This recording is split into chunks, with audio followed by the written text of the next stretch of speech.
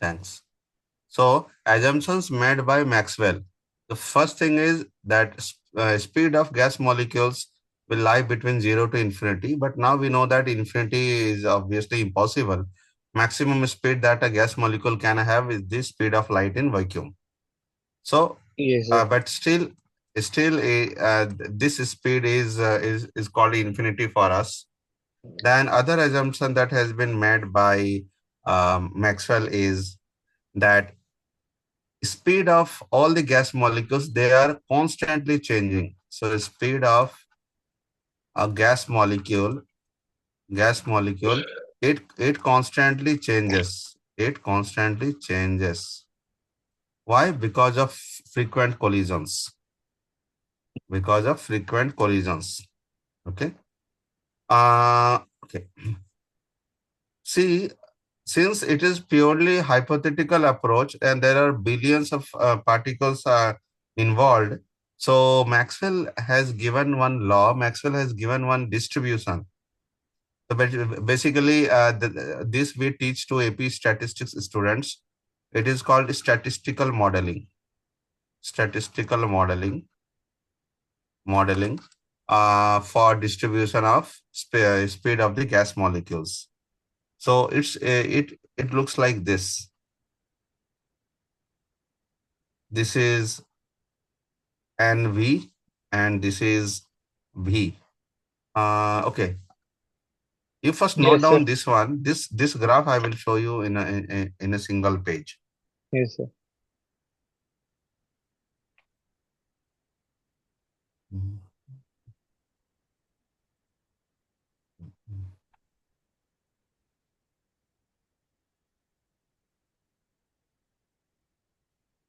It is from this Maxwell distribution curve that we got the formulas for average velocity, most probable velocity, and most probable velocity and RMS velocity. We Yes, follow sir. Maxwell's law. There are many other distribution also that is not in our syllabus for the time being. So shall I remove this one? Yes, sir. Okay. Now we will draw that Maxwell curve. So this is NV, this is V. What is NV represents? So NV represents it is NV, right? So it is given by Maxwell Boltzmann speed distribution function. This is speed distribution function, right? So it basically tells that number of molecules having a particular velocity that is represented by NV. Number of molecules having a certain velocity that is NV. Now this graph, it will start from 0. It has been found that it will go like this and it will come like this. How this graph has been found out by this particular function. So this function has this formula. NV is equal to, I have remembered it, wait. NV is equal to 4 pi n total number of atoms, then mass of each molecule by 2 pi Boltzmann constant into temperature to the power 3 by 2. Then it was V square e to the power.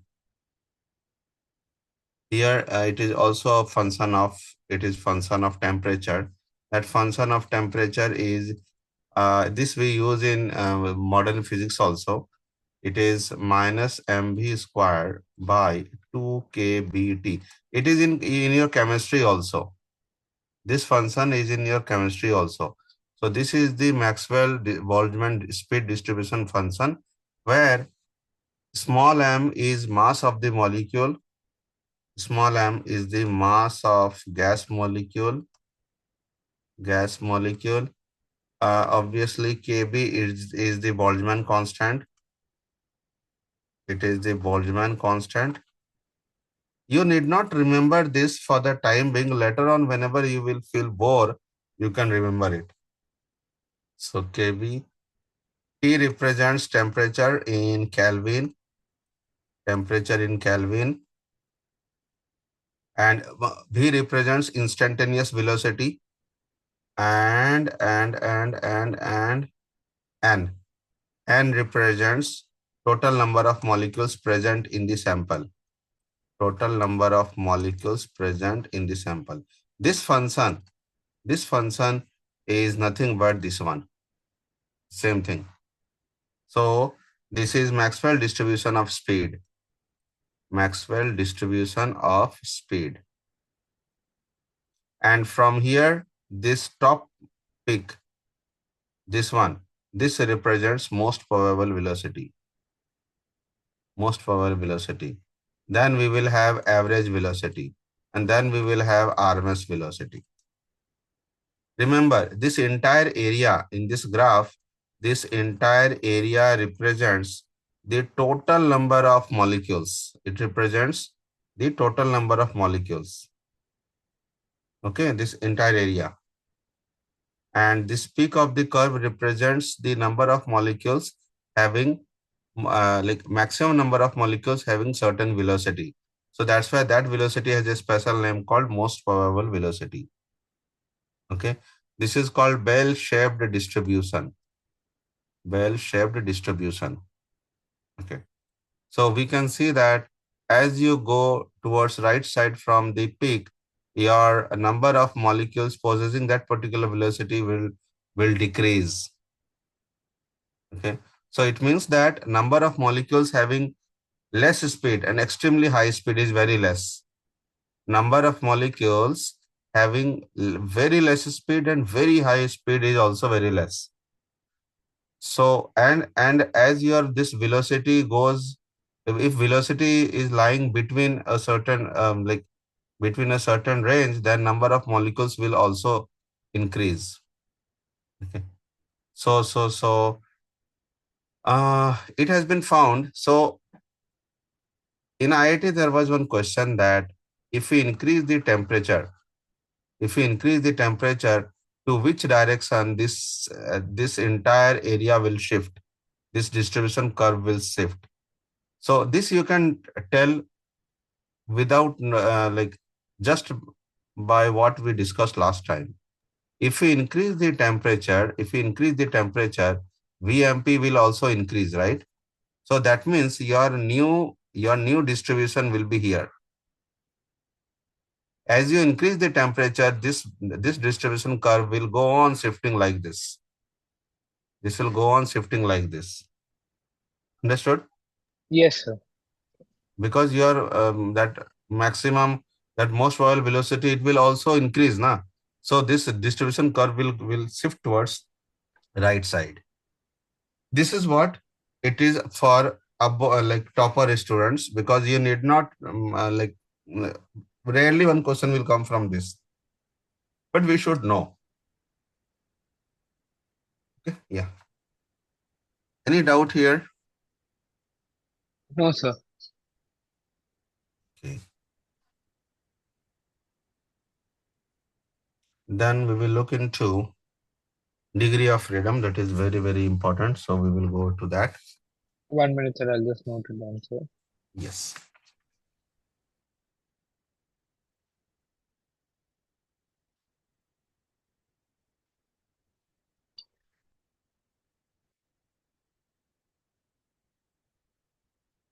So the question was, when if the temperature increases, what will happen to the Increases. curve? What kind of graph, like this distribution curve will shift towards right side or left side, or it will remain same, or it will increase in height. Options were like this, that whether it will increase in height, whether it will decrease in height, whether it will shift towards right, whether it will shift towards left. So answer will be it will shift towards right. Why? Because increase in height will not do na. If you increase the height, that means your velocity remains same. But we know that velocity is directly proportional to temperature. Velocity has to increase. Yes, sir. right? Yes. Noted it, sir. Yes. Now let us look into the degree of freedom. Yes, sir. Mm,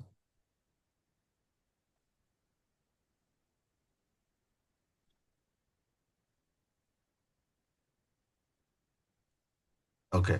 So what is degree of freedom? In your school, what you have been taught about degree of freedom? The degree of freedom is the measure of amount of waste that the particles can store its energy, sir. Mm, Like in yes. translation So motion, it can store it in three ways, like that, sir. yeah, for a human being, what is degree of freedom? How many ways we can store the energy, sir? Yeah. So, For a bird, for a bird, what is the degree of freedom?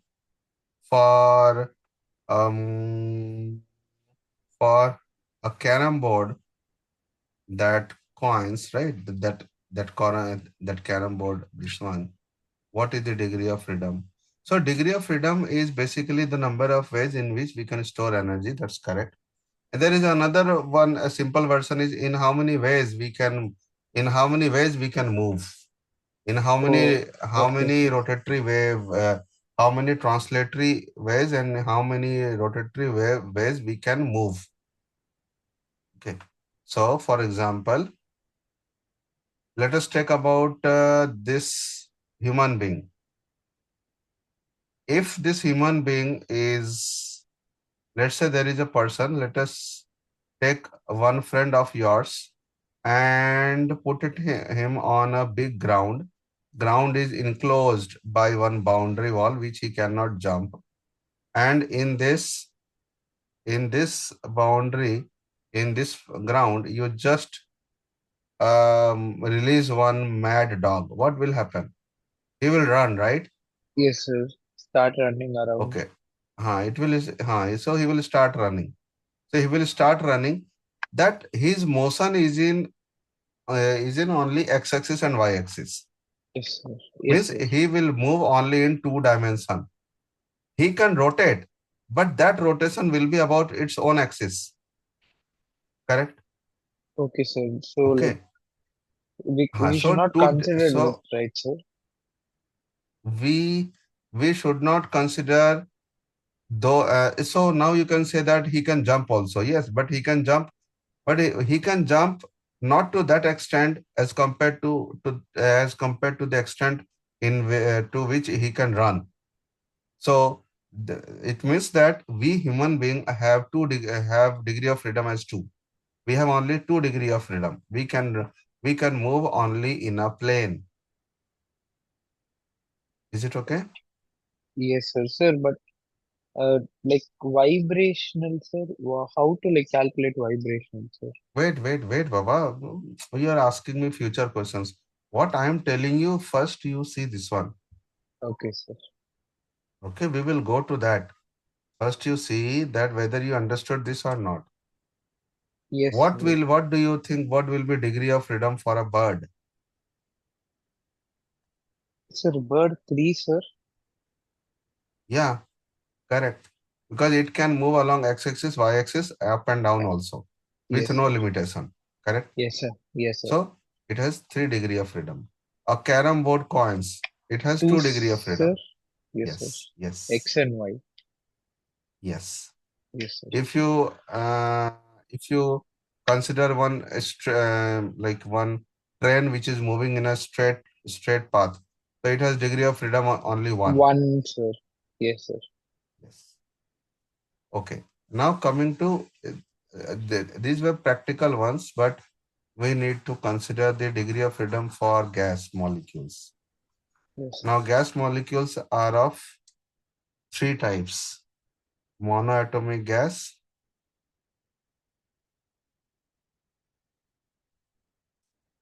monoatomic gas, Then you have diatomic gas and triatomic gas. Diatomic gas means linear. Diatomic gas and triatomic gas, polyatomic gas, I will say, polyatomic gas,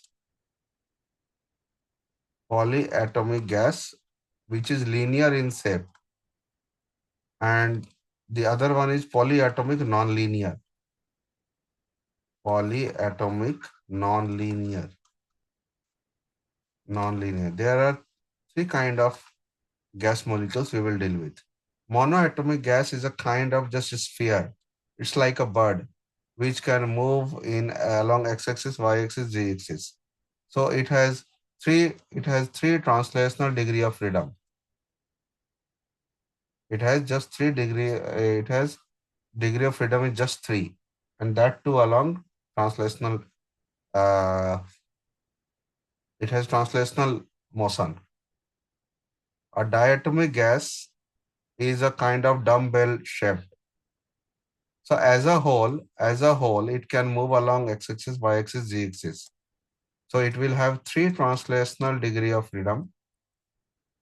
And now this dumbbell shape can rotate about this axis also, this axis also. But we will not consider degree of freedom about the axis which is passing through its own body. So about this axis, this rotation will not store any energy. So that's why it has only 2 degree of freedom related to rotational. So 2 rotational degree of freedom. So total degree of freedom is 5. This is true for diatomic linear molecule, polyatomic linear molecule. Okay. So now, if we consider the polyatomic non-linear one, then their shape will be random. Let's say this one. So obviously, as a whole, it will have 3 degree of freedom, translational degree of freedom, and 3 rotational degree of freedom. Because now no axis will pass through its entire body. So its rotation will be considered from or about all axes. So it has 6 degree of freedom. But this degree of freedom, what we have considered is it in normal temperature, not at the high temperature. At high temperature, at extremely high temperature, it will have again vibrational degree of freedom. Okay. So we will calculate that also. Okay. Yes, sir. Done.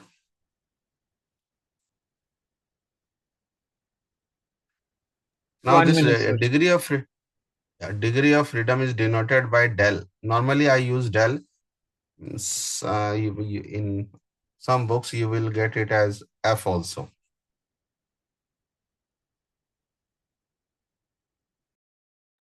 Yes, sir. 1 minute, sir.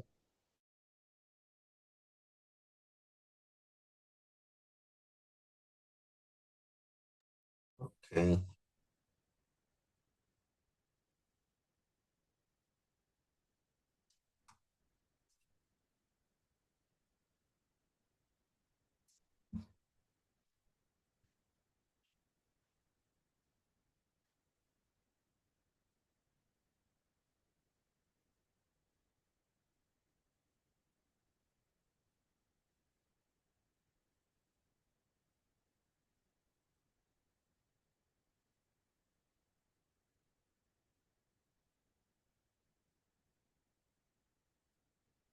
Complete.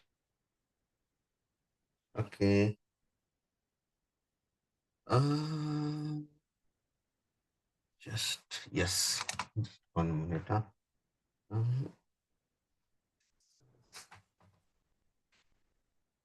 one.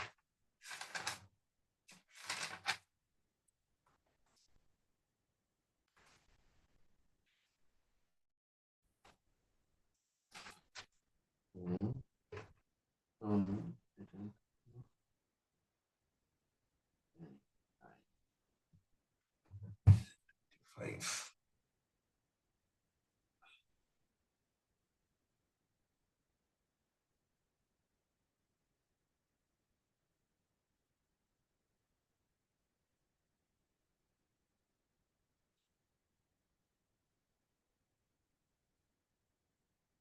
Okay, so this is done.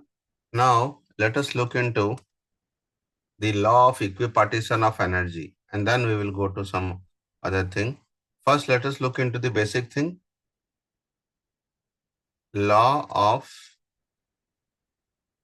equipartition of energy.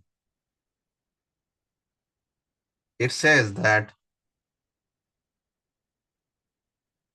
the entire energy is distributed among the degrees of freedom. So that means we can say like this, energy as per this law, energy, okay, let us write down energy associated with each molecule, with each molecule per degree of freedom is half kT. K is the Boltzmann constant, T is the temperature in Kelvin. So let me write here. What is the value for K? 1.38 into 10 to the power minus 23 joule per Kelvin. This is the Boltzmann constant. So energy associated with each molecule per degree of freedom is half kT. This is the law of equipartition of energy. Means the entire energy is equally distributed among its various degrees of freedom. So let's say if a molecule has degree of freedom 2, and so it has 2 degree of freedom and it has energy of 100 joule. So it means that each degree of freedom will take 50 joule, right? So this we have considered. So based on this, we will conclude something. The conclusion is, so let's say a particular gas has degree of freedom as del. Okay. So we will write down this.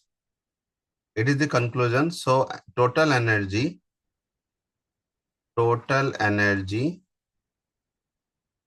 associated with each molecule, with each molecule.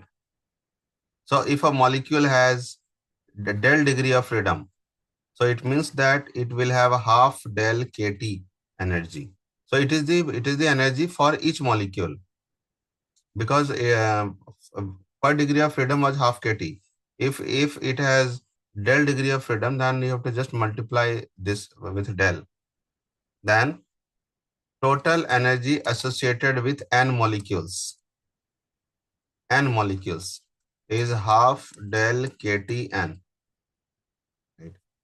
Then total energy associated with 1 mole, not n molecules, 1 mole. Right. It will be half del K Avogadro number into T. But Avogadro number multiplied by K will give you gas constant. So it is equal to half del RT, where R is the universal gas constant. Then total energy associated with n moles,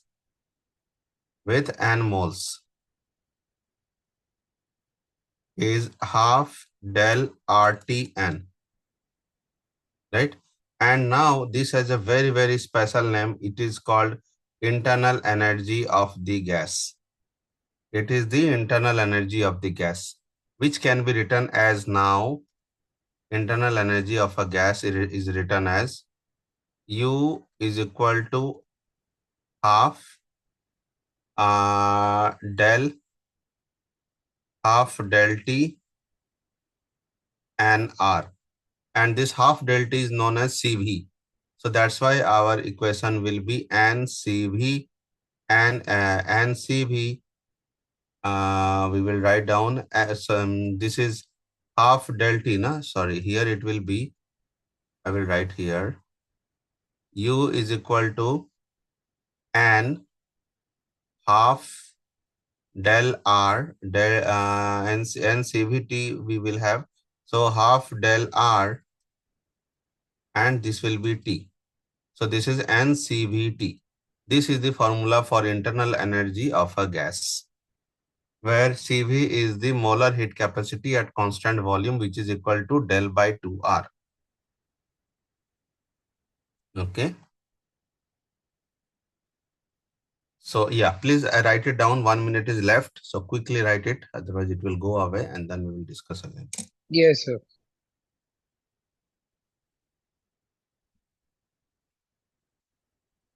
Noted? You take a screenshot quickly. Noted, sir. Yes. Okay, then join again.